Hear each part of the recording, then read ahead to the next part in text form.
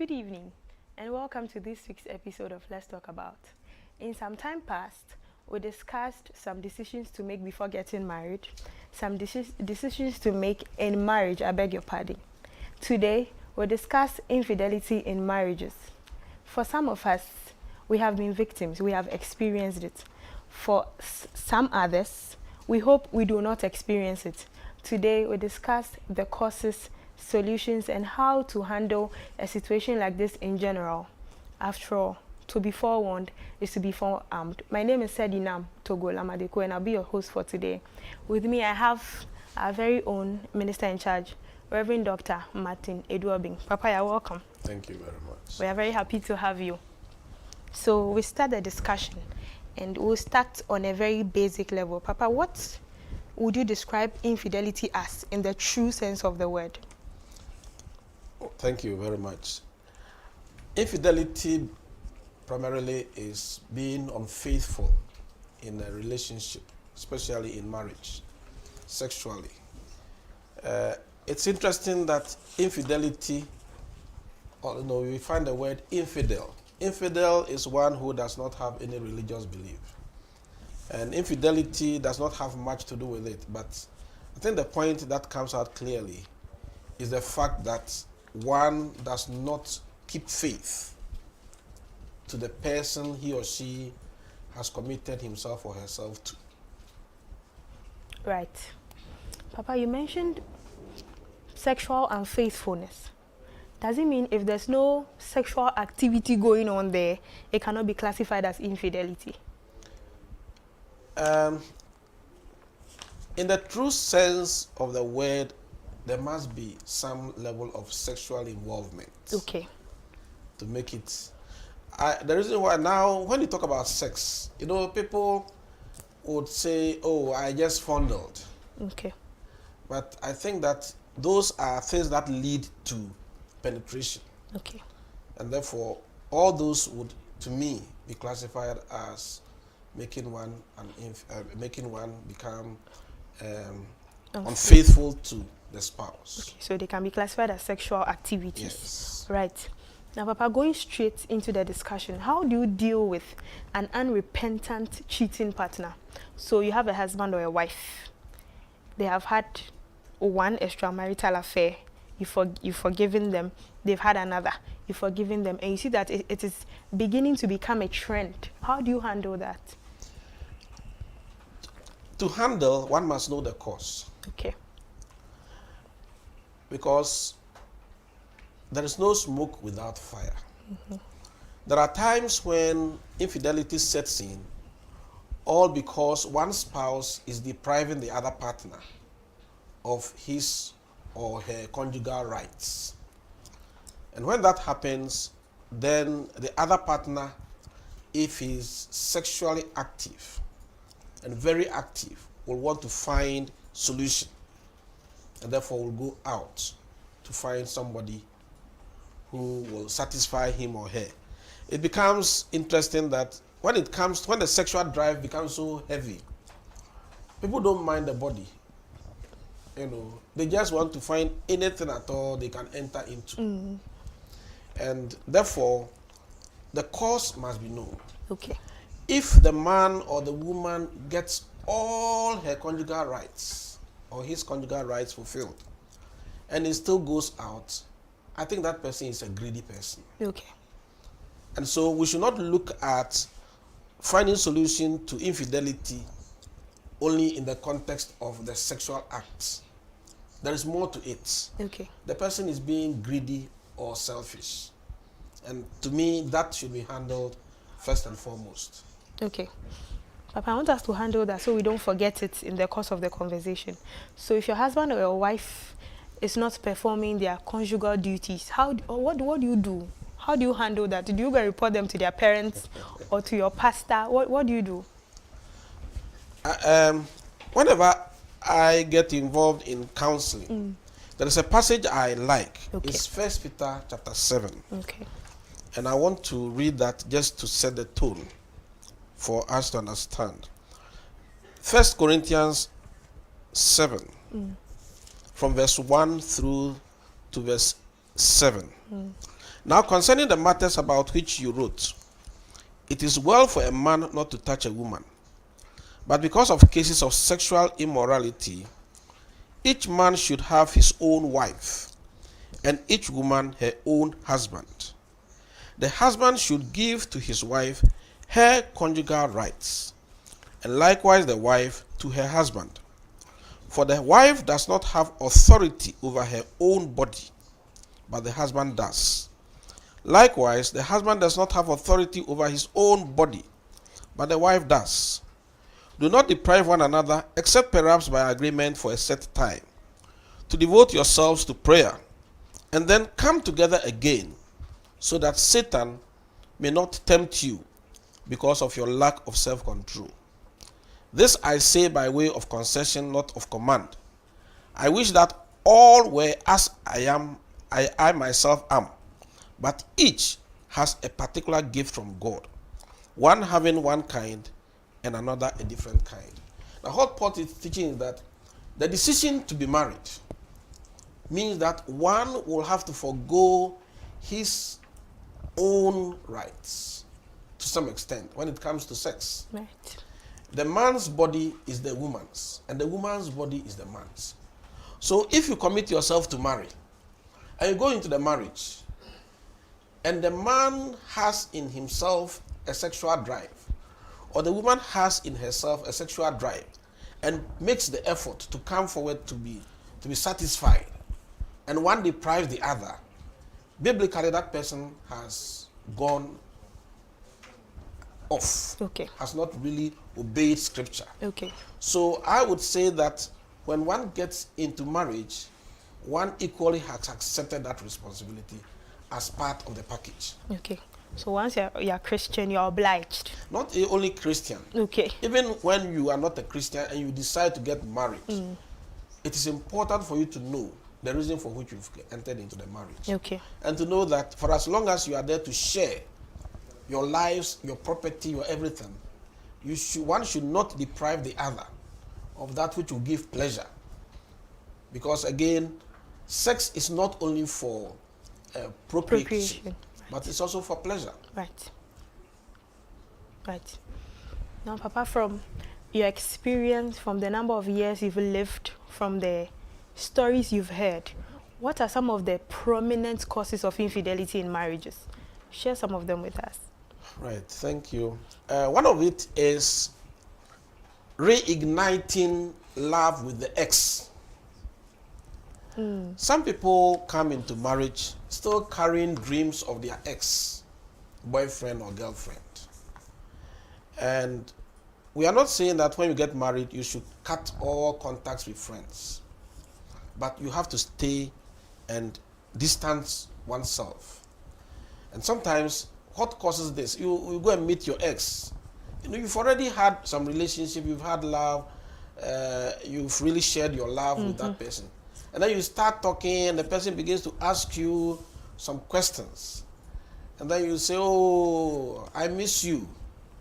You have ignited the fire. That's where it starts. When you say, I miss you, it means that you are not comfortable where you are. And sometimes, if the ex is a dangerous person, let me put it in quotes, he or she will follow up to make sure that next time you don't miss him or her. Okay. And that is one major cause. Okay. The other second cause which I find is, especially with men, sometimes we do not have that eye that goes beyond. A man sees a lady, oh, they are playing. He meets the person, says, oh, my wife, how are you? And then his wife, the actual wife, will say, darling, watch out. So, there's nothing. But the lady has seen that there is something. Yes. Because she's a lady. She knows how other ladies can seduce. So some men tend to believe themselves. They think that, as for me, I'm strong. But the Bible says, he who thinks he stands should take heed, lest he fall. King David, in the Bible, with all the many wives, could not stand the nakedness of Bathsheba. So nobody should think that he or she is strong enough to be able to stand the test of sexual relations. Okay. So, Papa, I ask again. In cases where, or in situations where you've handled cases of infidelity, give us some more causes. What have been there, apart from the establishing the relationship with exes and all of that? Some other causes. What? Okay. One other cause that has come in my way to handle was that the gentleman was being deprived. They all live in the same house. When I met them and interacted with them, I realized that before they got married, they were enjoying each other. They felt that their dreams would really come to be fulfilled. And so they took the bold step to get married. And then they got married, and they were not relating sexually. And so the gentleman took to masturbation. But at a certain point, he realized that masturbation cannot satisfy him fully. And therefore, he went to look for some other partners, business partners. She had a business partner. Okay. And it meant that they were in good relations. So he just went in there, and he was received warmly. So sometimes when that happens, and it equally happens also with the women. There might be a woman who really is in marriage. The husband is not availing himself. The woman is hungry. If she doesn't have self-control, she can even go to the extent of sleeping with, if maybe she has a driver, she might sleep with the driver because she's just looking for satisfaction. Yes. It's unfortunate. And Papa, mostly when a case of unfaithfulness or infidelity comes up, or a discussion in that area is raised, people mostly see the man and the wife as the only affected parties. But in the case where they have children, and their children are old enough, they listen, they see mommy and daddy's reactions and everything, and they realize something is wrong. And it's unfortunate that they find out that one party has been unfaithful. How do you handle that? How do you help them to heal whilst you are healing as well? How do you handle a situation like that? Right, thank you. I find from scriptures and also from experience with other people, what they have shared, that the process is a very complex one. In fact, the best way out is for everybody to pray that he or she does not fall foul. Because let me draw again from David's situation. David saw Bathsheba. He knew very well that Bathsheba was Uriah's wife. But he sent for her. He slept with her. And then the lady got pregnant. When she got pregnant, he wanted to cover up. So he asked Uriah to be brought. Uriah came. He said, go and sleep in your house. Uriah said, I won't go because my friends are at battle. In the end, he didn't. So it meant the pregnancy could not be covered. Then David asked that he should go to the battlefield. And there he was killed. And as a result of this, his own son, Amnon, raped his stepdaughter, his stepsister, Tamar. And as a result of this, Absalom planned and killed Amnon. Just because of David's interaction or intercourse with Bathsheba. You see the trend to which it has gone. So I would say that when one is in a marriage, there is the need for us to stick to our partners because the children will get affected. And to deal with these issues, I would want to suggest that the first point of contact should be to handle the issue. Okay. It is very likely that the culprits will feel guilty. And when that person feels guilty, I would suggest that he or she gets a counselor or a pastor, someone he or she can confide in and share. And possibly there will be a way out. So that a very nice way will be used to package the issue to the partner who has been offended as a result of this act.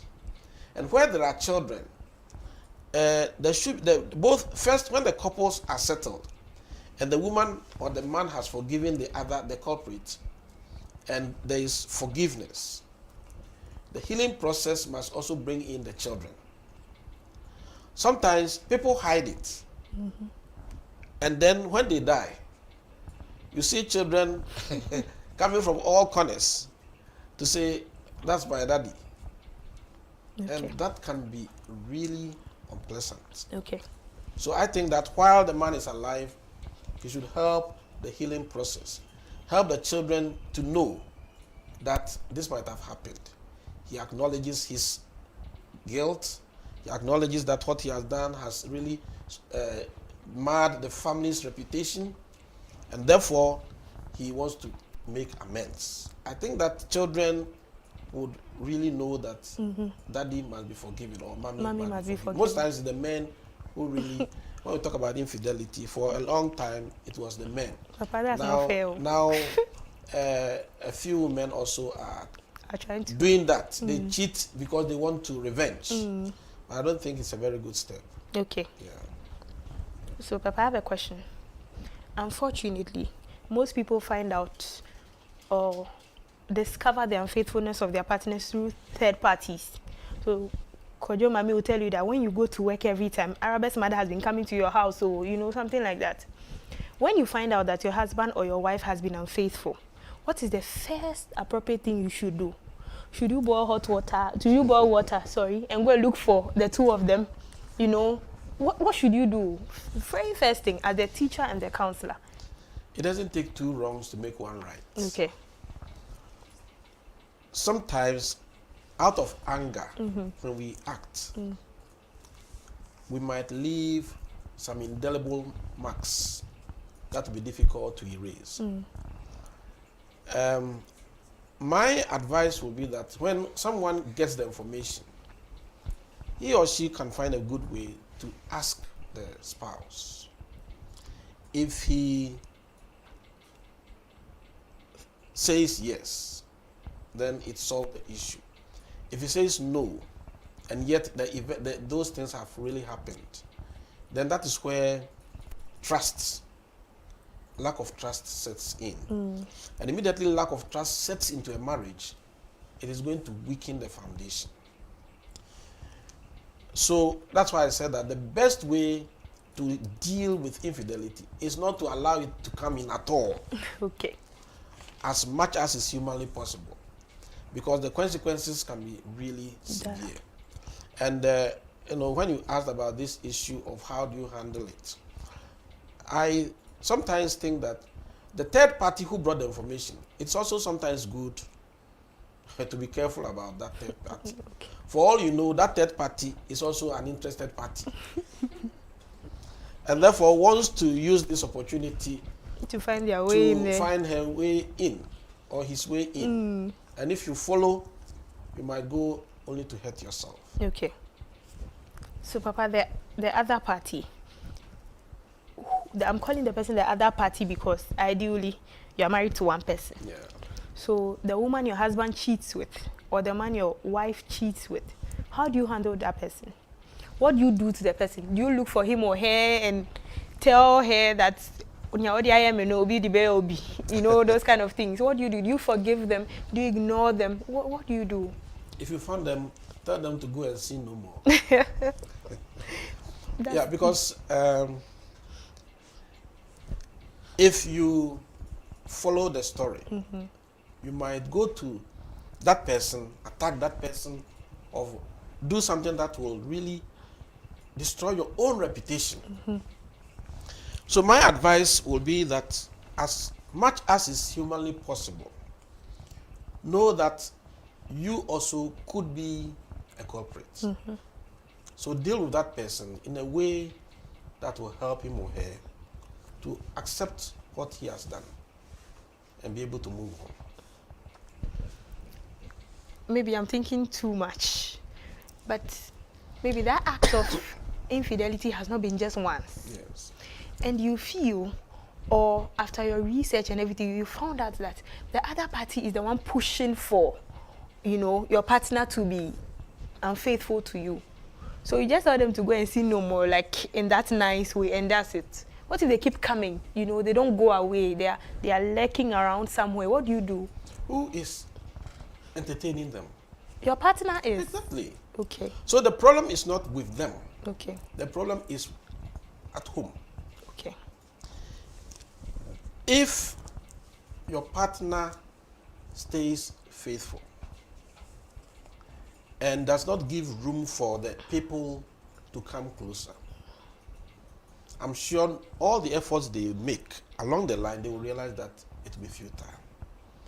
But if they are seducing a partner and the partner gives in, then it opens the door for other people also to come in.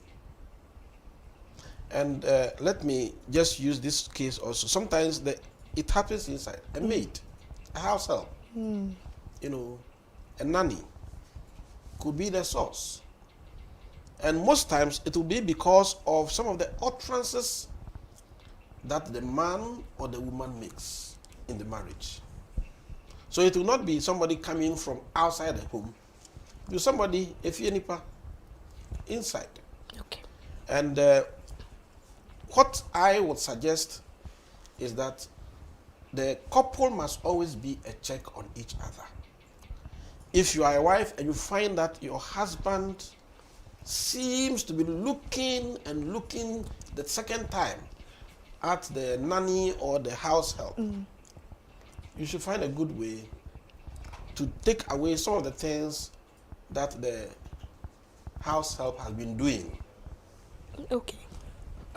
It was one opinion who says that if you have a house help who washes the bed sheets and sees all the drawing inside and irons the bed sheets and lays the bed and cooks for daddy, what do you think will be the last? I don't even want to imagine it. Yeah, she will just have to crown it with going onto the bed.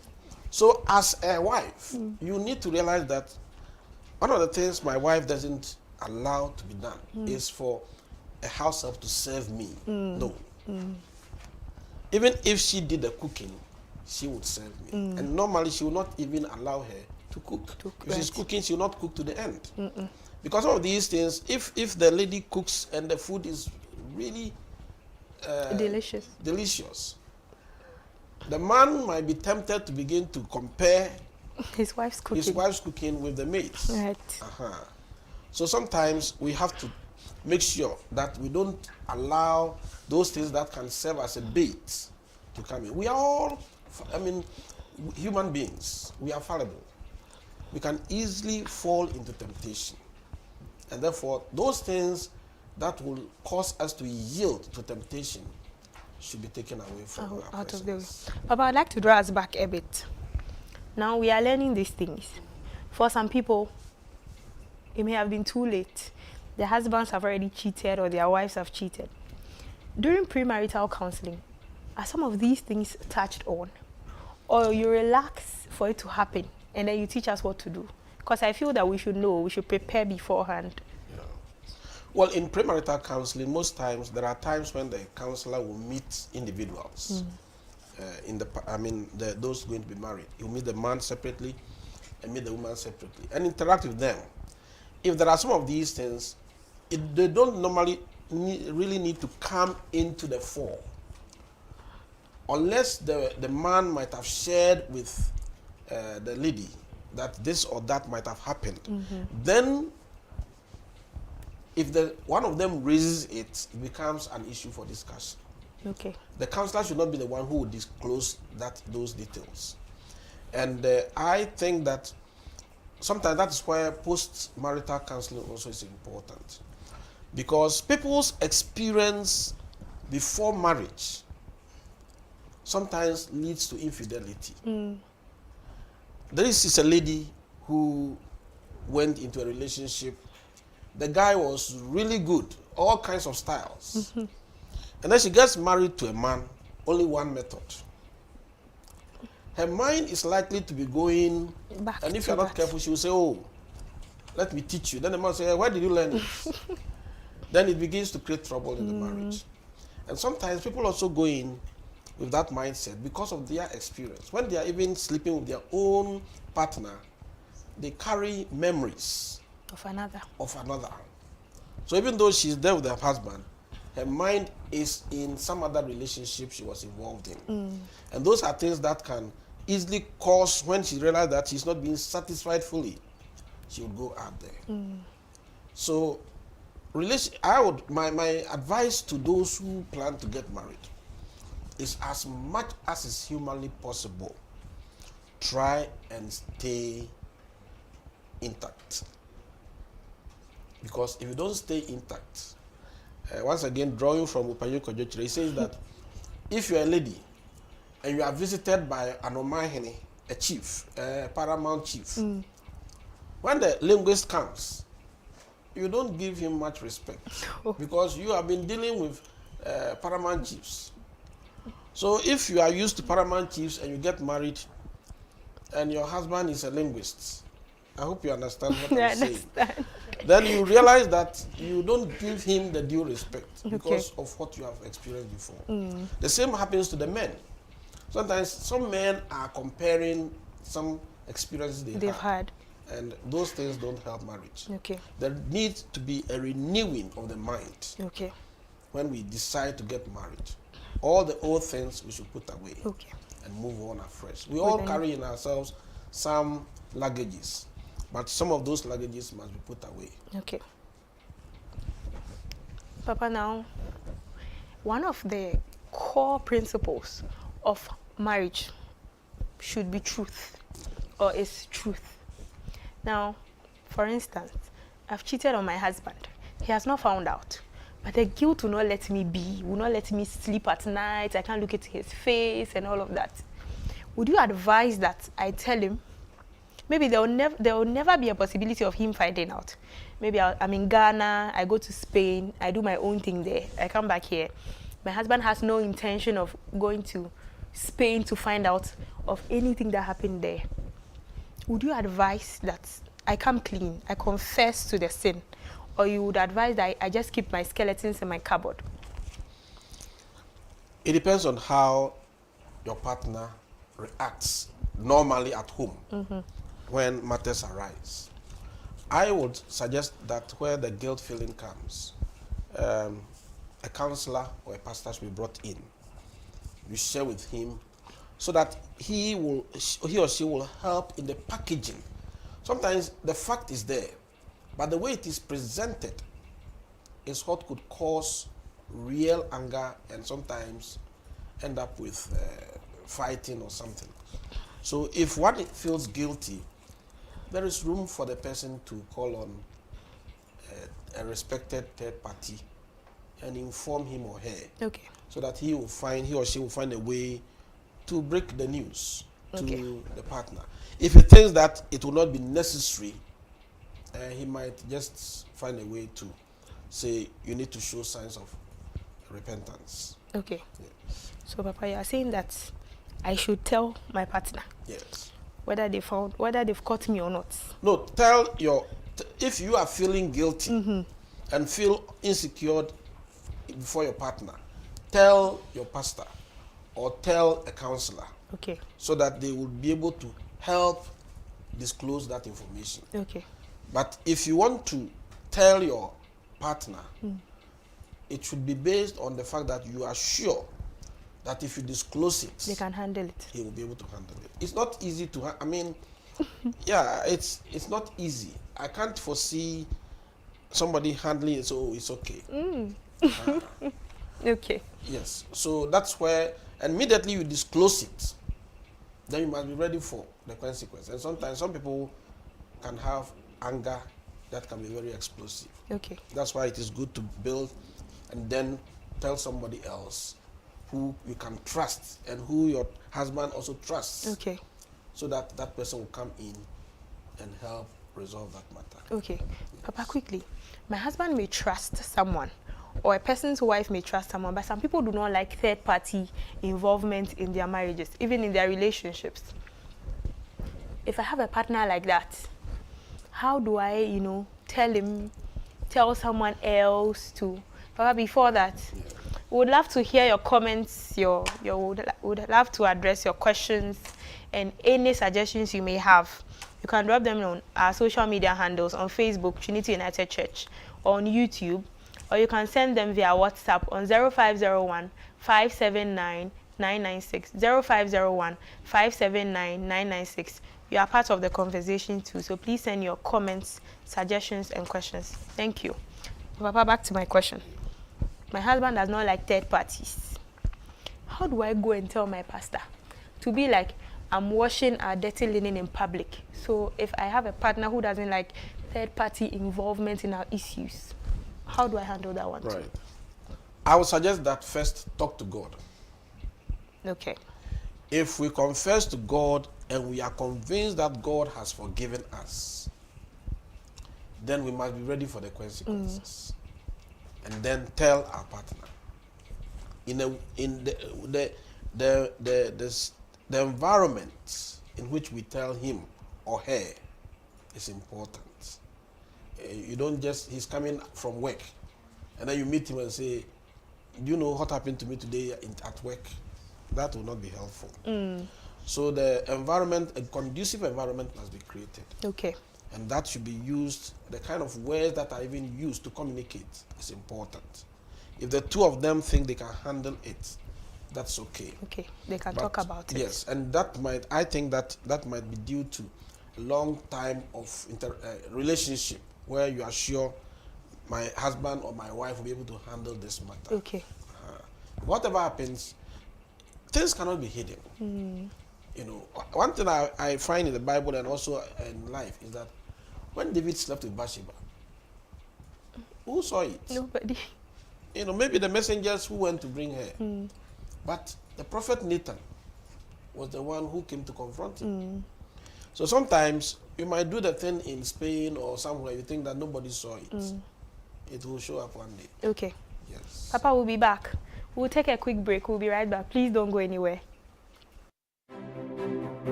With the growing challenges of life in light of both global and domestic development, the Christian is faced with the difficult task of balancing survival within a secular system and at the same time living a Christian life that pleases their Maker.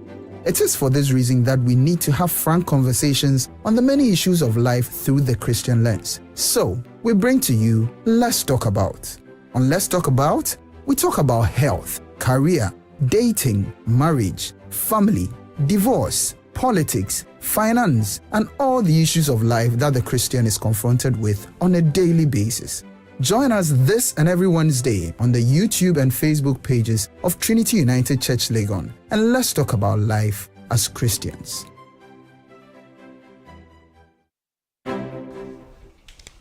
Welcome back. Thank you for not going anywhere. Now, Papa, there's this school of thought that says that you do not have to forgive an unfaithful partner easily. Because once you forgive him or her, you say, oh, when I do it again and I go and cry and apologize, she will forgive me. Do you agree? There is a line in the Lord's Prayer which says that, and forgive us Our our trespasses as we forgive those who trespass against us. And therefore, as we handle relationship, when it comes to forgiveness, we must always put ourselves in the shoes of that person and know that God forgave us. He forgives us, and we go back and do the same. Jesus said we should forgive 70 times 7. Now, the idea really is that for as long as we are human beings, we are bound to err. And therefore, we must have a big heart. That's why I said from the beginning that if one takes a step to marry or enter into a relationship, one should know that it is a very big step and must be ready for the consequences. Because if you call it off, that is divorce, it has its own consequences. If you separate, it has its own consequences. If you decide to stay in the marriage and not forgive the person, it has its own consequences. So the best way is to make sure that one doesn't get into this, and pray always. But back to the issue you asked, I would say that if the person keeps going and going, I think that you should let love. The Bible says, love should cover a multitude multitude of of sins. sins. Look, I tell you, there are some people who will continue that way and then get to a point and they will say, after all, what is it there that my wife doesn't have? What is it there that my husband doesn't have? And if they have conscience, unless their conscience is seared, if their conscience is not seared, their guilt is enough to arrest them. Yes, Papa, but by then the relationship would have been damaged to a particular point. Yes, but so what will you do? Divorce? No, but it's hard. Yeah, so you clean whatever is there. Okay. And continue from there. Because if you want to pursue it, either you will fight him or her, and that also will result in abuse, or you stay away, and the more you stay away, the more he will go. He or she will go. Or you rather sit, confront the issue, and find a solution to that. And I think that if I take it from the angle of a Christian, first, we should pray. There is no doubt that we wrestle not against flesh and blood. There are some, when I was growing up, that was the first time I saw a book called the 6 and 7 Book of Moses. If a young man is interested in a girl, he tries to get the lady's picture. I'm talking about several years ago. Okay. And then they draw a symbol. There's a symbol they draw on the floor and put the lady's picture in there. And then they read some lines from the 6 and 7 Book of Moses. Wherever the lady is, she'll come and look for the man. Wow. Yes. It was working. So ladies, you have to pray a lot. I have seen it happen. And in fact, unless the man goes to counsel, the lady can stick so much to the man. There was a case that happened in my hometown where a very beautiful teacher, very responsible teacher, was charmed by a guy who mills the corn. And the whole marriage, the woman had a husband. The marriage collapsed. Okay. When the woman came to herself, I tell you, she will cook and boldly walk through the street. It's not somebody told me. Boldly take the food to the man's house. Go and sleep in the man's house. This guy was a guy who can't even read ABC. And a professional teacher. So this world is not just what we see. There are powers that be.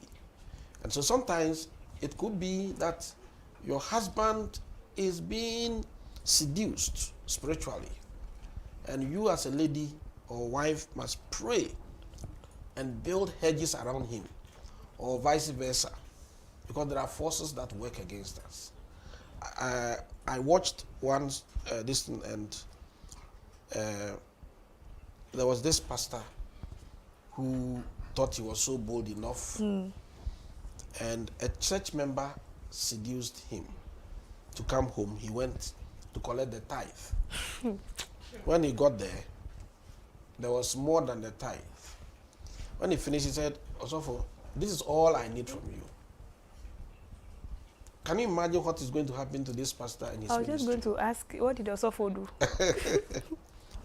The end of the matter was that he committed suicide. See, so some of these things that we find, there are spiritual forces behind it. A pastor told me a story. He went for a crusade. And then when he went for the crusade, he met a lady she knew. And the lady came and hugged him so heavily and took his bag and sent it to the distance. They had a crusade. Apparently, when she hugged the man, her earring fell into the man's pocket. Goodness. And he took it home. He didn't know that there was something in his pocket. So when he got home, his wife was going to wash his clothing and found this earring. I said, Papa, this is what I found in your pocket. It was because of trust. The wife believed that her husband will not do that. This could have sparked trouble in the home. So when there is a lot of trust and people fall into these such temptations, I believe that the way we handle it also should help the person in his or her growth after that event. Okay. We have one comment from Fatu Koka. She says, Papa, thank you. Very interesting topic, and I agree. Now, Papa, you were saying that as human as we are liable to erring in the sense of being unfaithful to our partners and whatnot. Do you think that as people intending to marry or people courting unfaithfulness or infidelity, do you think we should discuss it? Do you think we should discuss possible solutions to it? Not hoping to engage in it, but just to, prepare, have some preventive measures and all of that. Let it happen and then you discuss. I would suggest that, because sometimes, if you create some scenarios, there are some people who are adventurous. Maybe you discussed it and you told your spouse that, oh, when it happens, I won't do anything. Then he takes note of that. And he wants to be adventurous. So he goes to try it out there and comes and says, but you said that you handle it that way. Okay. So there are so many other topics you can handle. You can talk about some of these matters on the periphery. Okay. But there are some which, under God, Okay. I mean, you have to just pray that they don't come your way. Yes, because I, for example, ever since I got married, I keep telling myself, God, I'm weak, but you are mighty. So I'm very conscious of my wedding ring, that somebody put it there for me. And therefore, if I find temptation staring at me, I don't have to look a second time. Yeah, we all face temptation. When where here people, you go to some churches and the ladies are doing praises, the front is jumping, the back is jumping, and you sit there as a pastor, you just can't be praying. Your eyes will surely see. But what you do with what goes into your mind is where the issue comes. James chapter 1, I think verse 12 and 13, talks about this, that when what we have seen gets into the mind, it will conceive sin. And then the action will take place. So we all, as human beings, we see. And when we see, what we do with what we see is what is important. Part. Yeah. Now, Papa, thankfully we have you, and you're a counselor, you're a teacher. Have you had any peculiar cases or even random cases of couples walking into your office and reporting their issues of infidelity with you? If you have, please share some of the stories so we can learn from them. Yeah, okay. Well, I had one key matter that comes to the fore. A gentleman I was involved in school, he was one of my students. And he met an ex, and the fire was ignited, reignited. Before he was aware, he was sleeping with this lady. So it came up very strongly. In fact, he was even punished for that because he was a minister. Okay. He was punished for that. Okay. But one of the things I saw about his wife, they are still married, happily married. They come to my place, was that the lady took it in good faith. In fact, her parents were even pushing that she should divorce the man. But she knew that the man had a weakness, even when they got married. So when this happened, she was ready to bear with him throughout the period of the punishment. So what I realized is that the man receives healing because of the way his wife handled the matter. She took it coolly. And the other lady who was involved, I never met her, but she also realized what she had done was bad.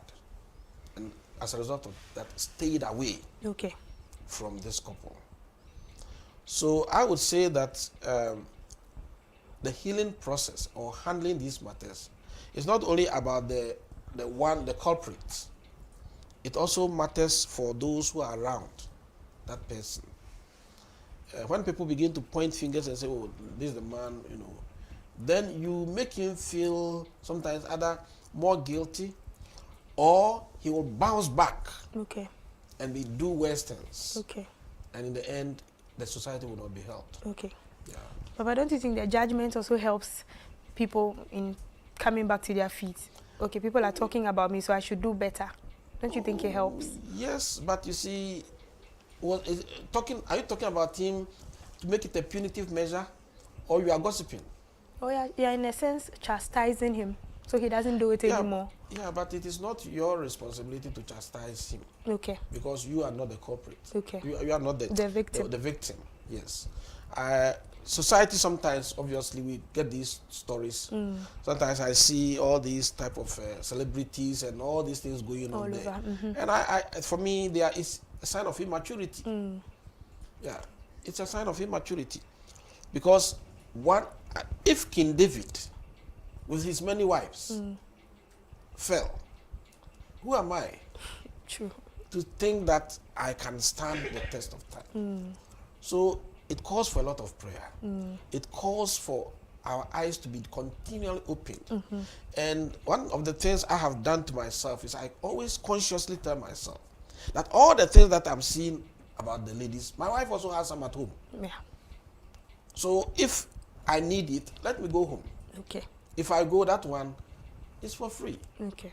Rather than to go and take somebody's and then they chase me, or I carry this guilt feeling. No, for the rest it won't of your help life. me. Right. Yes. Papa, before we forget this, when you're courting or when you're in relationships, are there certain behaviors that suggest that a person may be unfaithful to you when you eventually get married? The ability to wait is crucial.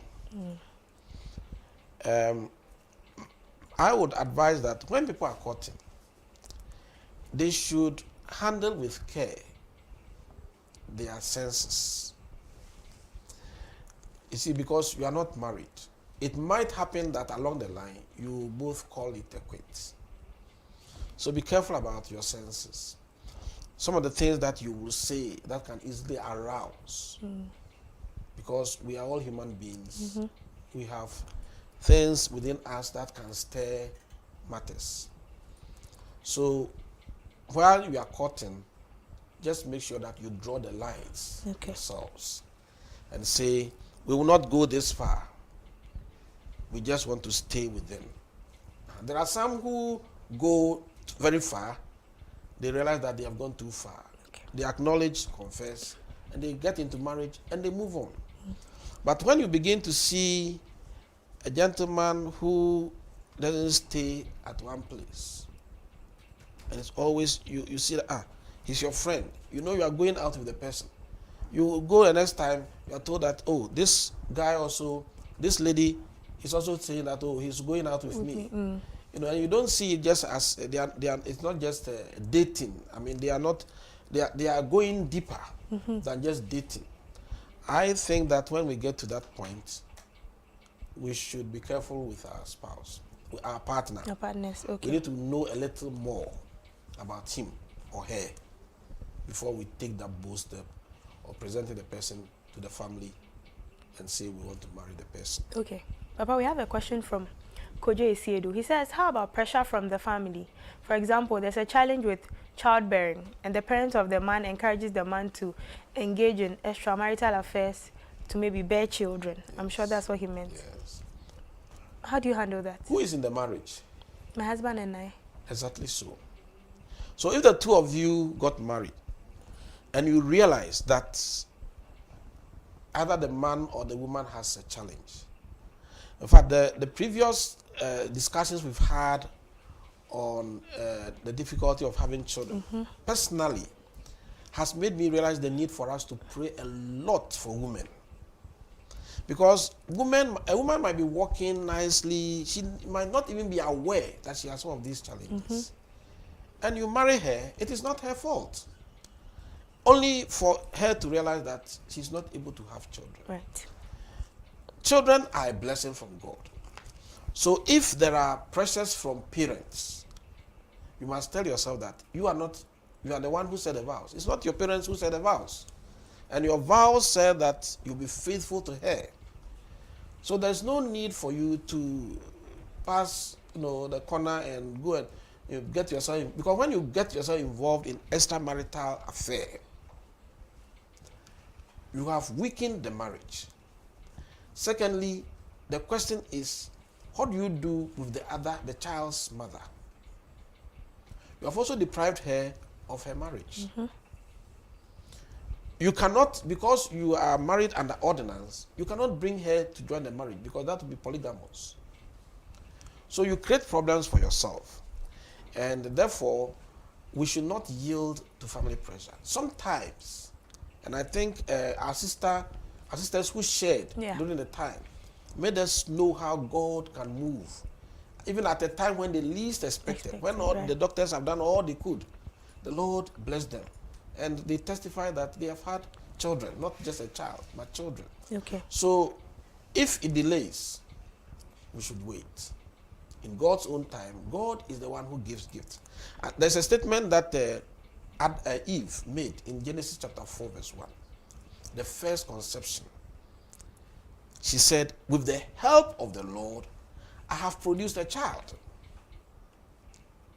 With the help of the Lord. Which means that God has a part to play in the procreation. Right. If the man and the woman play their parts, and God's part is not played, then the conception will not take place. Right. So we should leave it to God and not use it as a trump card to be involved in infidelity. Okay. There's a comment. Auntie Ruth Redu says, yeah, so Papa, the world is full of evil. I'm sure when you're talking about us praying a lot and stuff. Misty says, how about instances where the couple agree for the other partner to engage in marital affairs like Sarah and Abraham? You see, the case of Sarah and Abraham is completely different. Okay. It is because in their culture, it was permissible for a mistress to allow a maid to come into the marriage, because the maid was seen as a helper. If you take, it's not only Abraham and Sarah, you find it with Jacob and his wives. So it is something that they practiced in their culture, and Abraham gave into it. But we all know the consequence. We all know the consequences. So I would say that in some cultures, I'm even told that here in Ghana, there are some cultures in the north. If a woman is not having children, they can give the woman's sister to the man so that she can give birth on behalf of the sister. Okay. Some of these things, I think that it's left to the individual. But personally, I think that we should not allow culture to push us too much, because at the end, we will bear the blunt. Right. Now, Papa, I have this question. Can a couple, can a marriage, can a relationship be completely healed after a bout of unfaithfulness or after infidelity? Have you seen a situation where, okay, so you gave an example about them living happily and all, but we are not in the marriage with them, so we don't know when the flashbacks, come in and all of that. But do you think there's a possibility of people healing completely? Well, it's just like having a wound. It will heal, but the scar will be there. To remind you. Yes. So it could be, for example, that as a result of the infidelity, a child was born. The wife would forgive the husband, but that other child will still remain. Yes. Maybe they'll find a way to integrate that child into the home, but there has to be extra effort to make the other children accept this other child who is coming. And that can really be tough. So complete, I would say no. There will still, the scar will serve as a reminder at all cost. This is another question out of the blue. Papa, let's say at my age, I'm not married. I'm talking to someone. And I realize that every time he sees Amma, he will run and go and hug Amma. Then he will hold Address hand to get, things I feel he should be doing with me, he's doing with other people.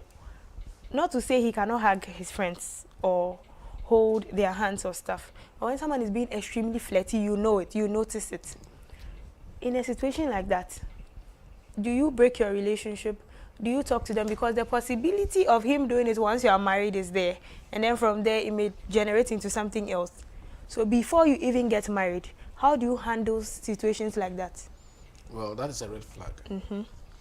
And if you think that you can pull the red flag and put a green flag there and go forward, you can do that. But you must know that if he has that habit, some would go forward and build into themselves that this is the way my husband is. He is always hugging women. And therefore, they don't get worried. But if you find that he can go the extra mile, then I would think that you advise yourself. You run for your life. If you think you cannot handle it, yes.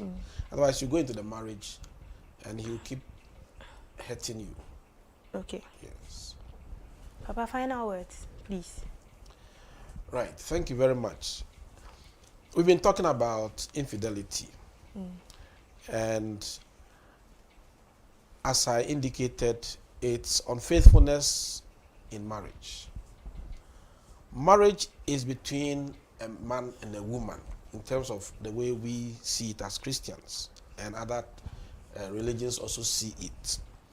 So when one decides to go into marriage, there must be a deep sense of trust and faithfulness. Where one is and goes outside and messes up, I think that love must cover a multitude of sins.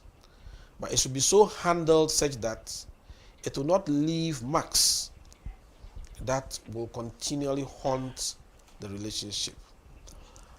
I also want to add that because the consequences of infidelity can really have severe impact on the partners as well as even the children and the extended family, men and women must always be conscious of this, that we are weak. And therefore, we should not behave as if we can stand the temptations. He says, yield not to temptation, for yielding is sin. And therefore, my advice would be that when we see temptation coming our way, let us not stand there and say, oh, as for me, I don't like that. As for me, I don't like that. You have to flee. Just stay away and save your marriage. And I think if you save your marriage, whatever that person has and wants to seduce you with, know that your partner has one which you can have for free. Papa, I asked you to wrap up, but one viewer doesn't want us to. And I'm trying to link the question with our discussion, but he says, in all of this, don't you think marriage is overrated? What does overrated mean? Is it that I don't know what overrated means, but I think marriage is a holy institution that must be held in high esteem. Okay. If you think you cannot stay in it, stay outside, play your game. Okay. Play with as many men and women as you want. Don't commit to anybody and misbehave. And yes, right. exactly. And know that you are not. But immediately you decide to go into marriage. In the liturgy book, it says that marriage is a holy institution that must not be entered into unguardedly. So if you think that you cannot hold it in high esteem, leave it to those who want to hold it in high esteem. Okay. And just play around. Okay. So, Papa, after your final words, I would like to share two things I've learned. I've learned that you have so our viewer is saying that overrated means big deal, but I think you've answered this question, so we are good. Now we have another comment from Kukwa SL Ado. She says, very practical examples. Osofo, thank you so much, and God bless you all. God bless you too, Kukwa. Papa, I've learned that to be married, you have to have a very forgiving heart. to be honest, because even in our small world where we don't have husbands yet, something small, sets you off. You get angry, extremely jealous, and all of that. So you have to be very, very forgiving. And when I was preparing for this session, I learned something called the Gotham method, and it's by one physiotherapist or psychologist in America. He says, in dealing with infidelity in a marriage, there are 3 A's. You atone, you attune, and then you attach. And in atoning, you show remorse without being defensive. In attuning, you recommit, try to rebuild your relationship. And then in attaching, you rebuild intimacy. And those have been tested methods that have helped in re-establishing connections in marriages and rebuilding broken marriages that broke as a result of infidelity. Thank you so much, Papa. Right. I've also learned that we should be very prayerful. Exactly. The world is more than it meets the eye. Yes. We should be very prayerful, we should be forgiving, and we should know that as humans, we are bound to err. Thank you so much. Right. We should always remember that just as God forgive us, we should. And we keep sinning against Him. Okay. In the same way, we should pray that He will give us such a heart. Okay. So we can forgive. If our spouse or our partner goes astray, we would, with love, bring him or her back home. I hope God helps us to do as it is right. This has been Let's Talk About. We are very grateful for your contributions, your questions, and your comments. We hope that the lessons we have shared here will keep to heart and practice. My name has been Sedinam Togolamadeko. I've been here with our Minister in Charge, Reverend Dr. Martin Eduobing. We are very grateful. We'll see you same time next week. Good night.